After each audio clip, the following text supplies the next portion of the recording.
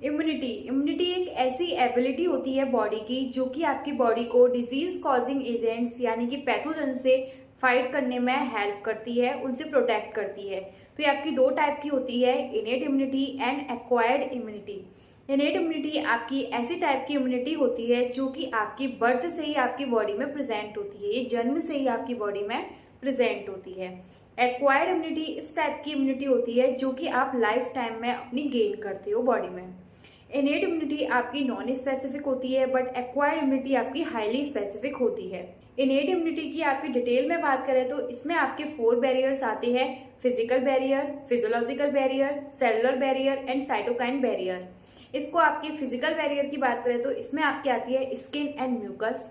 Skin की आपकी जो ऊपर वाली लेयर होती है एपिडर्मिस, वो आपकी पेनिट्रेट नहीं करने देती डिजीज कॉजिंग एजेंट को बॉडी के अंदर, और ये उसको किल कर देती है। कैसे? क्योंकि ये अपनी स्किन जो होती है वो अपने जो पीएच होता है उसको 7 से कम कर लेती है, यानी कि जो स्किन का पीएच होता है उसको एसिडिक बना लेती है, जिसकी वजह से वहाँ पे बैक्टीरिया जो होते हैं वो वहाँ पे वहीं की वहीं किल हो जाते हैं और बॉडी के अंदर नहीं घुस पाते और हमारी बॉडी को हार्म नहीं पहुंचा पाते। म्यूकस जो होता है वो हमारी digestive tract, respiratory tract, reproductive tract, urogenital duct, यहाँ पे आपकी प्रेजेंट होता है, जो कि बैक्टीरिया जो होते हैं उनको वहीं पे ट्रैप कर लेता है और बॉडी के अंदर नहीं जाने देता और हमारी बॉडी को बचा लेता है। फिजियोलॉजिकल बैरियर्स की बात करें तो जैसे कि आपके HCl एंड लाइसोजाइम। HCl यानी कि हाइड्रोक्लोरिक एसिड, जो कि हमारे स्टमक में प्रेजेंट होता है और बैक्टीरिया को किल कर देता है।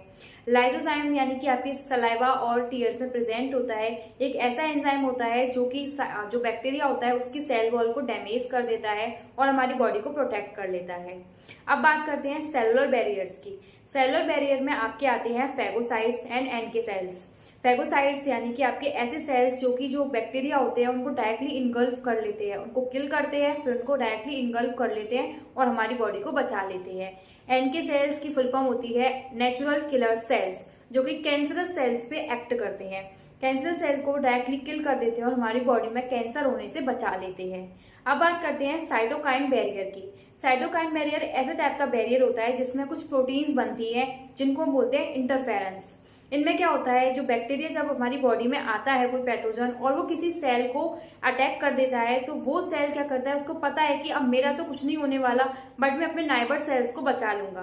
तो जिसपे अटैक होता है वो सेल कुछ ऐसी प्रोटीन को सीक्रेट करने लग जाता है जिन्हें हम बोलते हैं इंटरफेरेंस, और वो इंटरफेरेंस प्रोटीन उन नाइबर सेल्स के पास जाकर उनको बता देती है कि हमारी बॉडी में कोई डिजीज कॉजिंग एजेंट आ चुका है और तुम तैयार हो जाओ उनसे लड़ने के लिए, और वहां पे एंटीबॉडीज बनने लग जाती हैं। इस तरीके से हमारी बॉडी बच जाती है। अब इनेट इम्यूनिटी को हमने कंप्लीट कर लिया है। अब हम बात करते हैं आपकी एक्वायर्ड इम्यूनिटी की, जो कि हम अपनी लाइफ टाइम में गेन करते हैं। एक्वायर्ड इम्यूनिटी में आपकी दो टाइप की इम्यूनिटी आती है, humoral immunity and cell mediated immunity. Humoral immunity में आपके आते हैं बी सेल्स। बी सेल्स में आपके दो टाइप के सेल्स होते हैं, plasma B cells and memory B cells. Plasma B cells जो होते हैं, जैसे उन्हें पता चलता है कि बॉडी में कोई पैथोजन, कोई डिजीज कॉजिंग एजेंट एंटर हुआ है, तो वो लार्ज अमाउंट में एंटीबॉडीज का बनाना शुरू कर देते हैं और उनको किल करने में हेल्प करते हैं।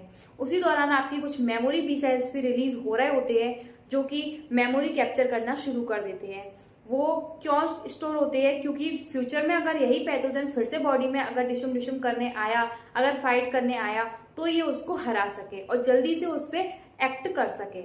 क्योंकि इस बार उनको टाइम लगा है उसको डिटेक्ट करके उस पर रेस्पॉन्स करने में, बट अगर ये मेमोरी सेल्स होंगे तो वो अगली टाइम उसको जल्दी से जल्दी बॉडी में से भगा पाएंगे।